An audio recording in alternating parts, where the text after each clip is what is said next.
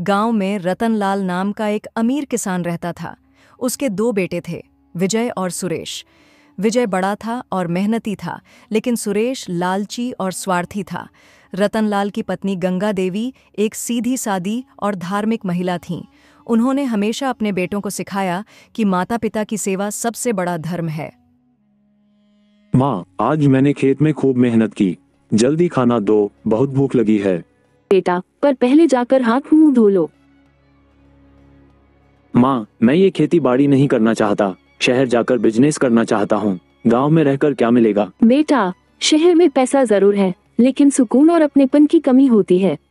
मुझे पैसों से मतलब है, सुकून से नहीं। गंगा देवी को पता नहीं था कि सुरेश का लालच एक दिन पूरे परिवार को बर्बाद कर देगा। कुछ साल बाद रतनलाल का देहांत हो गया। गंगा देवी पूरी तरह टूट चुकी थीं, लेकिन उन्होंने अपने बेटों को एक साथ बांध कर रखने की कोशिश की। अब तुम ही दोनों मेरा सहारा हो, मिलकर रहो, यही तुम्हारे पिताजी की आखिरी इच्छा थी। लेकिन सुरेश का लालच अब और बढ़ चुका था। माँ, मुझे मेरी जायदाद का हिस्सा चाहिए। मैं अब इस गांव में नहीं रह सकता। बाबूजी की चिता अभी ठंडी भी नहीं हुई और तुझे सिर्फ संपत्ति की पड़ी है। तुम्हें जो सोचना है सोचो, लेकिन मैं अपना हक लेकर ही रहूंगा।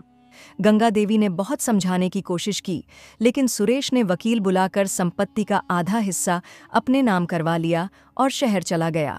गांव में विजय ने खेतीबाड़ी संभाल ली और अपनी मां की सेवा करता रहा। लेकिन सुरेश को शहर में शान शौकत की आदत पड़ गई। उसने अपने हिस्से की जमीन और हवेली का आधा हिस्सा बेच दिया और खूब पैसे उड़ाने लगा। कुछ सालों बाद उसकी पत्नी रीता और बेटे अजय को भी पैसों का घमंड हो गया। बेटा, बहुत सालों बाद तुझे देखने आई हूँ, सोचा कुछ दिन तेरे साथ रहूं। सुनिए जी, हमें ये गांव की बूढ़ी औरत का बोझ नहीं चाहिए। हाँ माँ, तुम गांव में ही ठीक थी। यहाँ हमारे बिजनेस वाले लोग आते हैं, क्या सोचेंगे? बेटा, मैं तो तेरी माँ हूँ, मैं तुझे देखने आई थी, बोझ बनने नहीं। लेकिन सुरेश और रीता ने उनकी एक न सुनी। उन्होंने गंगा देवी का अपमान करके उन्हें घर से निकाल दिया। गंगा देवी ने रोते हुए कहा, सुरेश, जिस घर में माँ की इज्जत नहीं होती, वहाँ बरकत भी नहीं रहती। मेरी बद्दुआ तुझे कभी चैन से नहीं रहने देगी। गंगा देवी वापस गांव लौट आईं और विजय के साथ रहने लगीं। कुछ ही सालों में सुरेश का बिजनेस डूब गया। उसने कर्ज लिया था जो वह चुका नहीं पाया। सुरेश जी, आपका लोन नहीं चुकाया गया।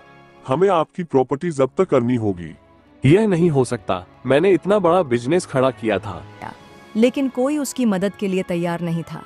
उसकी पत्नी रीता और बेटा अजय भी उसे छोड़कर चले गए। अब सुरेश कंगाल हो चुका था। उसके पास रहने के लिए भी घर नहीं था। अब सुरेश को अपनी माँ की बद्दुआ याद आई। उसने गांव लौटने का फैसला किया। माँ, मुझे माफ कर दो, मेरी आंखें खुल गईं। मुझे मेरी करनी का फल मिल गया। बेटा, मैंने तुझे हमेशा माफ किया, लेकिन वक्त ने तुझे सबक सिखाया। भाई, देर से ही सही, तुझे अपने कर्मों का एहसास तो हुआ। यही सबसे बड़ी सीख है। सुरेश को अपनी गलती का पछतावा हुआ, लेकिन समय पीछे नहीं लौट सकता था।